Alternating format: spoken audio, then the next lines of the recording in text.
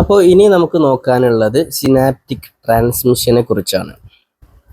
അപ്പോൾ നമ്മൾ നേരത്തെ പറയുകയുണ്ടായി, നമ്മൾക്ക് ഇൻഫർമേഷൻസ് പാസ് ചെയ്യുന്നത് ഒരു ന്യൂറോണിൽ നിന്ന് മറ്റൊരു ന്യൂറോണിലേക്ക് അങ്ങനെ ഇൻഫർമേഷൻസിനെ പാസ് ചെയ്യുന്നു.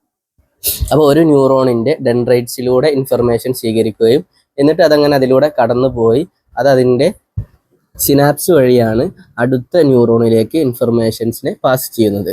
അപ്പോൾ എന്താണ് ഈ സിനാപ്സ് എന്ന് പറഞ്ഞു കഴിഞ്ഞാൽ, അപ്പോൾ നമുക്ക് നേരത്തെ പറഞ്ഞതിൽ നിന്നറിയാം, ഒരു ന്യൂറോണിൻ്റെ ഡെൻഡ്രൈറ്റ്സ് വഴി ഇൻഫർമേഷൻ വന്ന് അതങ്ങനെ പാസ് ചെയ്ത് എന്നിട്ട് അതിൻ്റെ ആക്ഷൻ ടെർമിനലിലൂടെ അടുത്ത ന്യൂറോണിൻ്റെ ഡെൻഡ്രൈറ്റിലേക്ക് ഇൻഫർമേഷനെ കൊടുക്കുന്നു. അപ്പോൾ ഇവിടെ ഈ ആക്സോൺ ടെർമിനലും അതുപോലെ മറ്റൊരു ന്യൂറോണിൻ്റെ ഡെൻഡ്രൈറ്റ്സും യോജിക്കുന്ന ഒരു സ്ഥലം, അവിടെ രണ്ടിൻ്റെ ഇടയിലും ഇൻഫർമേഷൻ പാസ് ചെയ്യുന്ന ഒരു സ്ഥലമുണ്ട്, ഒരു ഗ്യാപ്പ് ഉണ്ട്. അതാണ് ഇവിടെ ഈ ചിത്രത്തിൽ സൂം ചെയ്തുകൊണ്ട് കൊടുത്തിട്ടുള്ളത്. ഒരു ന്യൂറോണിൻ്റെ ഡെൻഡ്രൈറ്റ്സിൻ്റെ അറ്റവും അതുപോലെ മറ്റൊരു ന്യൂറോണിൻ്റെ ആക്സോൺ ടെർമിനലിൻ്റെ അറ്റവും കൂടിയ ഈ ഭാഗത്തിന്, ഈ പോയിന്റിന് പറയുന്ന പേരാണ് സിനാപ്സ് എന്നത്. അപ്പോൾ ഈ സിനാപ്സിലൂടെയാണ് ഇൻഫർമേഷൻ ഒരു ന്യൂറോണിൽ നിന്ന് മറ്റൊരു ന്യൂറോണിലേക്ക് കൈമാറ്റം ചെയ്യപ്പെടുന്നത്. എന്നാൽ ഈ സിനാപ്സ് നമുക്ക് 3 സ്ഥലങ്ങളിൽ കാണാവുന്നതാണ്. ഇപ്പം നമ്മൾ പറഞ്ഞു, സിനാപ്സ് എന്ന് പറഞ്ഞാൽ ഒരു ന്യൂറോണിൻ്റെ ആക്സോണ് മറ്റൊരു ന്യൂറോണിൻ്റെ ഇൻഫർമേഷൻ സ്വീകരിക്കുന്ന ഭാഗവുമായി ചേർന്ന് നിൽക്കുന്ന ഭാഗത്തിനാണ് സിനാപ്സ് എന്ന് പറയുന്നത്. അപ്പോൾ ഈ ആക്സോൺ എന്ന് പറയുന്നത് ചിലപ്പോൾ മറ്റൊരു ന്യൂറോണിൻ്റെ ഡെൻഡ്രൈറ്റുമായിട്ടായിരിക്കാം കണക്ഷൻ ഉണ്ടായിരിക്കുന്നത്. അതിനെയാണ് ആക്സോഡെൻഡ്രിക് സിനാപ്സ് എന്ന് പറയുന്നത്. ഇപ്പോൾ ഈ ചിത്രത്തിലുള്ളതുപോലെ ഇതിൽ ഒരു ന്യൂറോണിൻ്റെ ആക്സൺ മറ്റൊരു ന്യൂറോണിൻ്റെ ഡെൻഡ്രൈറ്റുമായിട്ടാണ് കണക്റ്റഡ് ആയിട്ടുള്ളത്. അപ്പോൾ ഇങ്ങനത്തെ സിനാപ്സിനെ ആക്സോഡെൻഡ്രിക് സിനാപ്സ് എന്ന് പറയുന്നു. ഇനി ചിലപ്പോൾ ആ ന്യൂറോണിൻ്റെ ആക്സോണ് മറ്റേ ന്യൂറോണിൻ്റെ സെൽ ബോഡിയുമായിട്ടായിരിക്കാം ചിലപ്പോൾ കണക്റ്റഡ് ആയിട്ടുണ്ടാവുക. ഇപ്പോൾ ഇതാണ് ഒരു ന്യൂറോണിൻ്റെ ആക്സോൺ, അതുപോലെ മറ്റൊരു ന്യൂറോണിൻ്റെ സോമയാണ് അഥവാ സെൽ ബോഡിയാണ് ഈ നടുവിൽ കാണാനുള്ളത്. അപ്പോൾ അതുമായിട്ടാണ് കണക്റ്റഡ് ആയിട്ടുള്ളത്. അങ്ങനെയുള്ള ന്യൂറോൺസിനെ നമുക്ക് ആക്സോസൊമാറ്റിക് സിനാപ്സ് എന്ന് പറയുന്നു. ഇനി അടുത്ത മൂന്നാമത്തെ ഒരു രൂപം, ഒരു ന്യൂറോണിൻ്റെ ആക്സോൺ മറ്റൊരു ന്യൂറോണിൻ്റെ ആക്സോണുമായിട്ടാണ് കണക്റ്റഡ് ആയിട്ടുണ്ടെങ്കിൽ, അതായത് ആക്സോണും തമ്മിലാണ് കണക്ഷൻ എങ്കിൽ ആ സിനാപ്സിനെ ആക്സോണിക് സിനാപ്സ് എന്ന് പറയുന്നു. പിന്നെ ഇവിടെ ചിത്രത്തിൽ നാലാമതുള്ളത് അത് ഡെൻഡ്രൈറ്റുമായിട്ട് കണക്റ്റഡ് ആയിട്ടുള്ള ഒരു സിനാപ്സ് ആണ്. അത് നമ്മുടെ ടെക്സ്റ്റ് ബുക്കിൽ പറയുന്നില്ല. അപ്പോൾ ഇനി അടുത്തതായിട്ട് നമ്മൾ നോക്കാൻ പോകുന്നത് 2 തരത്തിലുള്ള സിനാപ്സുകളുണ്ട്. ഒന്ന് ഇലക്ട്രിക്കൽ സിനാപ്സ് ആണ്, മറ്റൊന്ന് കെമിക്കൽ സിനാപ്സ് ആണ്. ഈ ചിത്രത്തിൽ കാണുന്നതാണ് ഇലക്ട്രിക് സിനാപ്സ്, ഈ ചിത്രത്തിൽ കാണുന്നതാണ് കെമിക്കൽ സിനാപ്സ്. ഇവ രണ്ടും തമ്മിലുള്ള വ്യത്യാസം എന്താണ്? ഈ ഇലക്ട്രിക്കൽ സിനാപ്സ് എന്ന് പറയുന്നത് വളരെ കുറവായിട്ട് കണ്ടുവരുന്നതാണ്. നമ്മുടെ ശരീരത്തിൽ വളരെ കുറച്ച് മാത്രമേ ഉള്ളൂ. ഇതിൽ ഇൻഫർമേഷൻ പാസ് ചെയ്യുന്നത് ഡയറക്റ്റ് ആയിട്ടാണ്. ഇതിന് ഏറ്റവും തൊട്ടടുത്ത ഭാഗത്തിലൂടെ ഡയറക്റ്റ് ആയിട്ട് പാസ് ചെയ്യും. അതുപോലെ കെമിക്കൽ സിനാപ്സ് ഇൻഫർമേഷൻസിനെ പാസ് ചെയ്യുന്നത് ന്യൂറോ ട്രാൻസ്മിറ്റേഴ്സ് വഴിയാണ്. ഇവിടെ ചിത്രത്തിൽ ഓരോ ചെറിയ ചെറിയ ബബിളുകൾ കാണാനല്ലേ, അതാണ് ന്യൂറോ ട്രാൻസ്മിറ്റേഴ്സ്. അതുവഴിയാണ് അതിൻ്റെ റിസപ്റ്റേഴ്സ് വഴി മറ്റൊരു ന്യൂറോണിലേക്ക് കടന്നു ചെല്ലുന്നു. ഇതാണ് ഇവ രണ്ടും തമ്മിലുള്ള പ്രധാനപ്പെട്ട വ്യത്യാസം. അപ്പോൾ ഇതിൽ ഒരു ഭാഗത്ത് നിന്ന് മറ്റൊരു ഭാഗത്തിലേക്ക് ഇൻഫർമേഷനെ പാസ് ചെയ്യുകയാണ് ചെയ്യുന്നത്. അപ്പോൾ ഇൻഫർമേഷൻ ഏതിൽ നിന്നാണോ പാസ് ചെയ്യുന്നത്, ആ കൊടുക്കുന്ന സാധനത്തിന്, ഇൻഫർമേഷൻ പാസ് ചെയ്യുന്ന സാധനത്തിന് പ്രീ സിനാപ്റ്റിക് ന്യൂറോൺ എന്ന് പറയുന്നു. അതുപോലെ ഈ സ്വീകരിക്കുന്ന ഭാഗത്തിന് പോസ്റ്റ് സിനാപ്റ്റിക് ന്യൂറോൺ എന്ന് പറയുന്നു. ഇനി ഇതിൽ പറയാനുള്ള മറ്റൊരു പ്രധാനപ്പെട്ട ഭാഗം, ഈ 2 ഭാഗത്തിനും ഇടയിലുള്ള ഒരു സ്ഥലം. ഇപ്പം ഇവിടെ ഒരു ഗ്യാപ്പ് കാണാനുണ്ട്, ഇതിൻ്റെയും ഇടയിൽ ഈ നടുവിലായിട്ട് നമുക്കൊരു ഗ്യാപ്പ് കാണാനുണ്ട്. ഇതിനെയാണ് സിനാപ്റ്റിക് ക്ലെഫ്റ്റ് എന്ന് പറയുന്നത്. അപ്പോൾ ഇത്രയും കാര്യങ്ങളാണ് സിനാപ്സിനെ കുറിച്ച് പറയാനുള്ളത്. ഇനി നമുക്ക് ഇത് ഒരു സിനാപ്സിൽ നിന്ന്, ഈ സിനാപ്സിലൂടെ ഇൻഫർമേഷൻ ഒന്നിൽ നിന്ന് മറ്റൊന്നിലേക്ക് പാസ് ചെയ്യുന്നു. അപ്പോൾ അവിടെയുള്ള സ്റ്റെപ്സുകൾ എന്തൊക്കെയാണ് എന്നാണ് ഇനി നമുക്ക് നോക്കാൻ പോകുന്നത്. അതിനു മുമ്പേ ആദ്യം ഇതിൻ്റെ സ്ട്രക്ചർ എങ്ങനെയാണെന്ന് പറയാം. ഇതിന് പ്രധാനമായും 3 ഭാഗങ്ങളാണുള്ളത്. ഒന്ന് സിനാപ്റ്റിക് നോബാണ്, ഇതിൻ്റെ രണ്ടിൻ്റെ ഇടയിലുള്ള ഗ്യാപ്പ് എന്താ പറയുക, സിനാപ്റ്റിക് ക്ലെഫ്റ്റ്. പിന്നെ മൂന്നാമത്തെ ഭാഗം ഈ അടിയിൽ കാണുന്ന പ്ലാസ്മ മെമ്പറൈൻ. അപ്പോൾ ഇതിനിങ്ങനെ 3 പ്രധാനപ്പെട്ട ഭാഗങ്ങളാണുള്ളത്. പിന്നെ ഇതിൽ ഈ റൗണ്ടിനുള്ളിലാണ് ന്യൂറോ ട്രാൻസ്മിറ്റേഴ്സ് ഉള്ളത്. അപ്പോൾ ഈ റൗണ്ടിന് പറയുന്ന പേരാണ് സിനാപ്റ്റിക് വെസിക്കിൾസ്. അപ്പോൾ ഇതൊക്കെയാണ് ഇതിൻ്റെ പ്രധാനപ്പെട്ട ഭാഗങ്ങൾ. ഇനി ഇതിൻ്റെ സ്റ്റെപ്പ് പറയാം, ട്രാൻസ്മിറ്റ് ചെയ്യുന്നത് എങ്ങനെയാണ് എന്ന് നമുക്ക് ചർച്ച ചെയ്യാം. ഒരു സ്റ്റിമുലേഷൻ ഉണ്ടാകുന്ന സമയത്ത് നെർവ് ഇമ്പൾസ് ന്യൂറോണിലൂടെ കടന്നു പോകുന്നു. അപ്പോൾ ഈ സമയത്ത് സിനാപ്റ്റിക് വെസിക്കിൾസ് വഴി, ഈ റൗണ്ടിൽ കാണുന്ന സാധനമല്ലേ, അതുവഴി അവകൾ ഈ ടെർമിനൽ ബട്ടൻ്റെ അറ്റത്തേക്ക്, ഈ അവസാന ഭാഗത്തേക്ക് എത്തുന്നു. ആ സമയത്ത് കാൽസ്യം അയൺസ് വളരെ വേഗത്തിൽ ഉള്ളിലേക്ക് പ്രവേശിക്കുന്നു. ഈ ഭാഗത്തിലൂടെയെല്ലാം കാൽസ്യം അയൺസ് ഉള്ളിലേക്ക് പ്രവേശിക്കുന്നു. അപ്പോൾ ഇത് കാരണമായിക്കൊണ്ട് ഈ സിനാപ്റ്റിക് വെസിക്കിൾസ് അത് പുറത്തേക്ക്, ഇതിൻ്റെ അഗ്രഭാഗത്തേക്ക് വരുന്നു.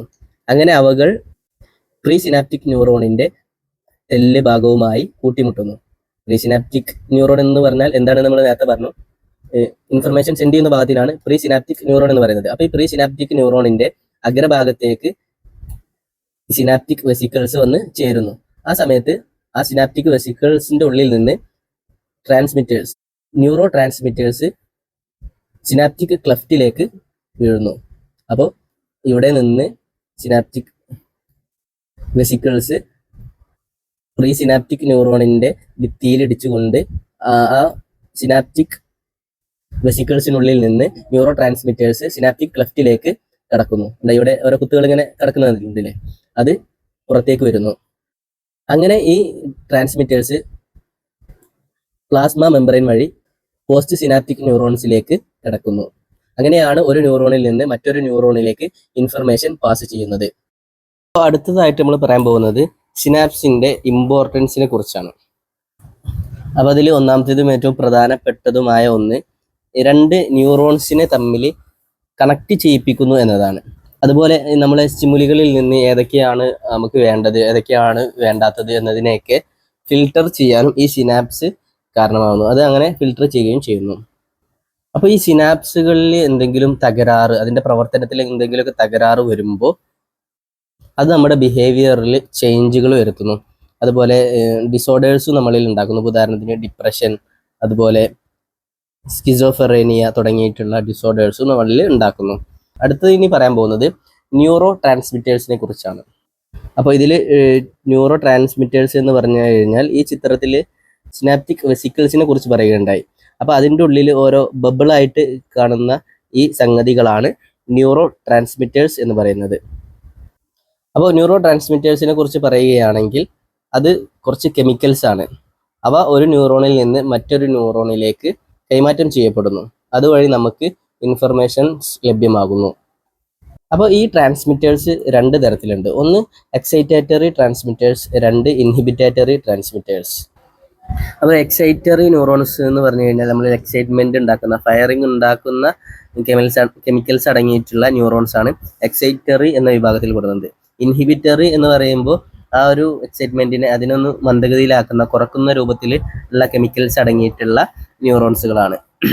എക്സൈറ്റേറ്ററി ട്രാൻസ്മിറ്ററിന് ഉദാഹരണമാണ് ഇപ്പോൾ അസറ്റൈൽ കോളിൻ എന്ന് പറയുന്നത്. അതുപോലെ ഇനിയിപ്പോൾ ഇൻഹിബിറ്ററി ട്രാൻസ്മിറ്ററിന് ഉദാഹരണമാണ് ഗാമ അമിനോബട്രിക് ആസിഡ്, ഗാബ. ഇത് ഇൻഹിബിറ്ററി ട്രാൻസ്മിറ്ററിന് ഉദാഹരണമാണ്. ഇനി നമുക്ക് പ്രധാനപ്പെട്ട ചില ന്യൂറോ ട്രാൻസ്മിറ്ററുകളെയും അതുപോലെ അവയുടെ ഫങ്ഷൻസും എന്തൊക്കെയാണ് എന്ന് നോക്കാം. അപ്പോൾ ഒന്നാമതായി നമ്മൾ നോക്കാൻ പോകുന്നത് അസറ്റൈൽ കോളിൻ. അത് എന്തിനൊക്കെയാണ്? നമ്മുടെ movement, learning, memory, REM sleep അഥവാ റാപ്പിഡ് ഐ മൂവ്മെൻറ്റ് സ്ലീപ്പ്, നമ്മൾ സ്വപ്നം കാണുന്ന ആ സ്റ്റേജിൽ തുടങ്ങിയിട്ടുള്ള ഭാഗങ്ങളെയൊക്കെ ബാധിക്കുന്നു. ഇനി അടുത്തത് ഗാബ അമിനോബട്രിക് ആസിഡ്, ഗാബ ട്രാൻസ്മിറ്റർ.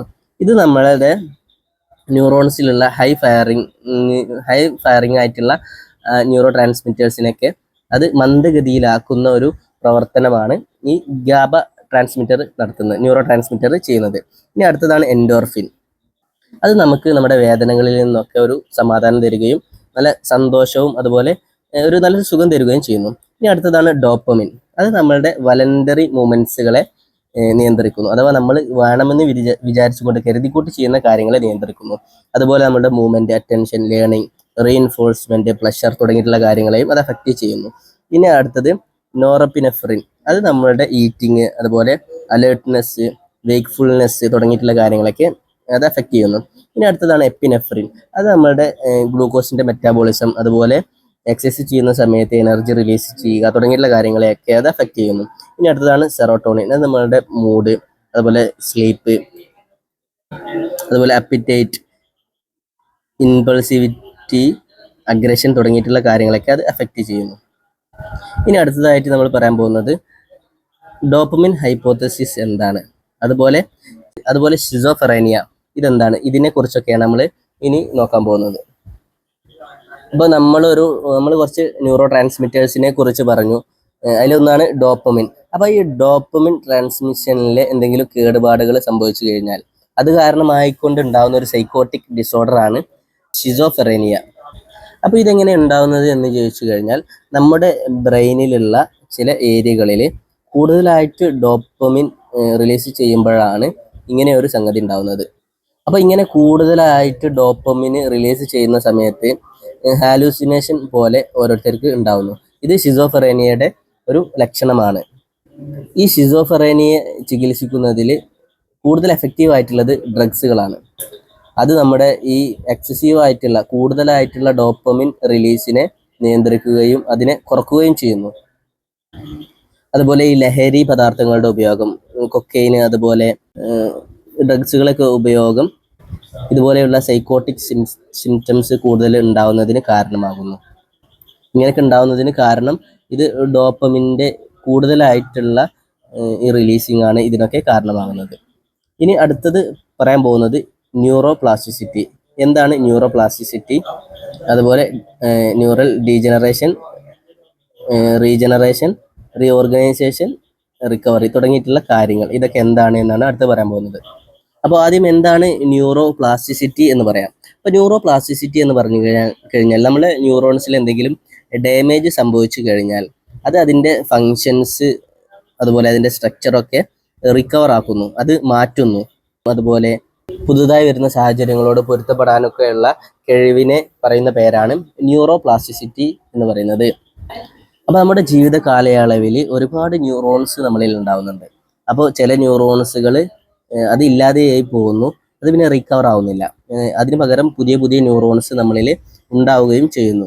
ഇനി നമുക്ക് അടുത്തത് എന്താണ് ഡീജനറേഷൻ എന്ന് പറഞ്ഞു കഴിഞ്ഞാൽ, അപ്പോൾ ഈ ന്യൂറോൺസ് നശിക്കുന്നതിനെയാണ് നമ്മൾ ഡീജനറേഷൻ എന്നതുകൊണ്ട് ഉദ്ദേശിക്കുന്നത്. അപ്പോൾ ഇതിൻ്റെ നാശം രണ്ട് രൂപത്തിൽ ഉണ്ടാവുന്നതാണ്. ഒന്ന്, ആക്സണിൻ്റെ അവസാന ഭാഗത്ത് നിന്ന്, ടെർമിനൽ ബട്ടൺസിൻ്റെ ആ അവസാന ഭാഗത്ത് കുറെ വേരുകൾ പോലെ കാണുന്നില്ലേ, ആ ഭാഗം ഇല്ലാതെയായി പോകുന്ന ഡീജനറേഷന് ആൻഡറോഗ്രേഡ് ഡീജനറേഷൻ എന്ന് പറയുന്നു. എന്നാൽ അതിൻ്റെ സെൻട്രലിൽ നിന്ന് അതിൻ്റെ സെൽ ബോഡി അടക്കം അങ്ങനെ നശിച്ചു പോകുന്നതിന് റിട്രോഗ്രേഡ് ഡീജനറേഷൻ എന്ന് പറയുന്നു. ഇനി അടുത്തത് എന്താണ് റീജനറേഷൻ എന്ന് പറഞ്ഞു കഴിഞ്ഞാൽ, റീജനറേറ്റ് എന്ന വാക്കിൽ തന്നെ അതിലുണ്ട് അല്ലേ, എന്താണ്, അതിനെ പുതുതായി ആ കേടുവന്ന ന്യൂറോണ് അത് വീണ്ടും അതിനെ തന്നെ ഉൽപ്പാദിപ്പിക്കുക. അപ്പോൾ ഈ ഡാമേജ് ആയിട്ടുള്ള ന്യൂറോൺസ് വളരുന്നതിനെയാണ് ന്യൂറൽ റീജനറേഷൻ എന്ന് പറയുന്നത്. അപ്പോൾ ഈ നമ്മുടെ സെൻട്രൽ നെർവസ് സിസ്റ്റത്തിലെ ഏതെങ്കിലും ന്യൂറോൺസ് നശിച്ചു കഴിഞ്ഞാൽ, എന്തെങ്കിലും കേടുപാടുകൾ സംഭവിച്ചു കഴിഞ്ഞാൽ അതിന് പിന്നീട് ഒരിക്കലും റീകവർ ആക്കാൻ കഴിയുകയില്ല, അതിന് പിന്നീട് റീജനറേറ്റ് ചെയ്യാൻ കഴിയുകയില്ല. എന്നാൽ നമ്മുടെ പെരിഫറൽ നെർവസ് സിസ്റ്റത്തിലെ ഏതെങ്കിലും ന്യൂറോൺസിന് വല്ല തകരാറും പറ്റിക്കഴിഞ്ഞാൽ അത് വീണ്ടും റീജനറേറ്റ് ആവാറുണ്ട്. ഇനി അടുത്തത് പറയാനുള്ള ഒരു പ്രധാനപ്പെട്ട കാര്യം, എന്നാൽ ഈ ചില സെൻട്രൽ നെർവസ് സിസ്റ്റത്തിലെ ന്യൂറോൺസ് നമുക്ക് പെരിഫറൽ നെർവസ് സിസ്റ്റത്തിലെ ന്യൂറോണിൻ്റെ ആ ഭാഗത്ത് കൊണ്ടുവച്ച് കഴിഞ്ഞാൽ അതിനെ റീജനറേറ്റ് ആക്കാൻ നമുക്ക് കഴിയുന്നതാണ്. എന്നാൽ നമുക്ക് ഈ പെരിഫറൽ ന്യൂറോൺ സിസ്റ്റത്തിലുള്ള ഏതെങ്കിലും ന്യൂറോൺസിനെ അതിനെ സെൻട്രൽ ന്യൂറോൺ സിസ്റ്റത്തിലേക്ക് കൊണ്ടുപോയി കഴിഞ്ഞാൽ അതിനെ റീജനറേറ്റ് ആക്കാൻ കഴിയുകയില്ല. അഥവാ ഈ പെരിഫറൽ നെർവസ് സിസ്റ്റത്തിന് റീജനറേറ്റ് ചെയ്യാനുള്ള ഒരു ഇൻഹെറിറ്റൻ്റ് ആയിട്ടുള്ള ഒരു കഴിവുണ്ട്. അപ്പോൾ ന്യൂറൽ റീഓർഗനൈസേഷൻ അത് സാധ്യമാണോ? അപ്പോൾ അതിൽ ഒരുപാട് സ്റ്റഡീസ് നടത്തിയിട്ടുണ്ട്. അപ്പോൾ നമ്മൾ ഇങ്ങനെ സ്റ്റഡീസ് നടത്തിയതിൽ നിന്ന് മനസ്സിലായത് നമ്മുടെ പ്രൈമറി മോട്ടോർ സ്കിൽസ്, അതുപോലെ സെൻസറി ഫങ്ഷൻസ്, ഇതൊക്കെ അതിന് ആവശ്യമായിട്ടുള്ള എക്സ്പീരിയൻസുകൾ കൊടുത്തു കഴിഞ്ഞാൽ റീ ഓർഗനൈസ് ചെയ്യാൻ കഴിയുന്നതാണ്. ഇനി അവസാനമായിട്ട് പറയാനുള്ളത് റിക്കവറി. അപ്പോൾ നമ്മുടെ ഈ ബ്രെയിന് അത് ഡാമേജ് ആയി കഴിഞ്ഞാൽ അതിനെ റിക്കവർ ചെയ്യുക, അതിൽ നിന്ന് റിക്കവർ ആവുക എന്നുള്ളത് വളരെ പ്രയാസമുള്ള ഒരു കാര്യമാണ്. അപ്പോൾ ഇതിന് നമുക്ക് പറ്റുന്നത് ഒരു കൊഗ്നിറ്റീവ് അല്ലെങ്കിൽ ഫിസിക്കൽ എക്സസൈസ്. കൊഗ്നിറ്റീവ് എക്സസൈസ് പറഞ്ഞാൽ നമ്മളെ ബുദ്ധിക്കുള്ള ബ്രെയിൻ ജിം പോലെയുള്ള അങ്ങനത്തെ എക്സസൈസ്, അല്ലെങ്കിൽ നമ്മുടെ ശാരീരികമായിട്ടുള്ള എക്സസൈസ്, ഈ കാര്യങ്ങളൊക്കെ വഴി നമുക്ക് നെർവസ് സിസ്റ്റത്തിലെ ഡാമേജുകൾ പരിഹരിക്കാൻ കഴിയുന്നതാണ്. അതൊക്കെ അതിനെ സഹായിക്കുന്നതാണ്. അപ്പോൾ ഇത്രയും കാര്യങ്ങളാണ് നമുക്ക് ഈ പാഠത്തിൽ പ്രധാനമായിട്ടും ചർച്ച ചെയ്യാനുള്ളത്. അപ്പോൾ ഇത്രയും ചർച്ച ചെയ്ത കാര്യങ്ങൾ നിങ്ങൾക്ക് എല്ലാവർക്കും മനസ്സിലായിട്ടുണ്ടാകുമെന്ന് വിചാരിക്കുന്നു. ഇനി ഏതെങ്കിലുമൊക്കെ ഭാഗത്ത് മനസ്സിലാവാത്തതുണ്ടെങ്കിൽ, ഇപ്പോൾ എല്ലാ ഭാഗവും ചെറിയൊരു രീതിയിൽ വിശദീകരിച്ച് പറഞ്ഞിട്ടുണ്ട്. അപ്പം ഇനി ഏതെങ്കിലുമൊക്കെ ഒന്ന് മനസ്സിലാവാത്തതുണ്ടെങ്കിൽ അല്ലെങ്കിൽ ഏതെങ്കിലുമൊക്കെ വിട്ടുപോയെങ്കിൽ അത് കമൻ്റായിട്ട് അറിയിച്ചു കഴിഞ്ഞാൽ അതിനെക്കുറിച്ച് വിശദീകരിക്കുന്നതാണ്. അപ്പോൾ വീഡിയോയെക്കുറിച്ച് നിങ്ങളുടെ വിലപ്പെട്ട അഭിപ്രായങ്ങൾ അറിയിക്കുക. Thank you.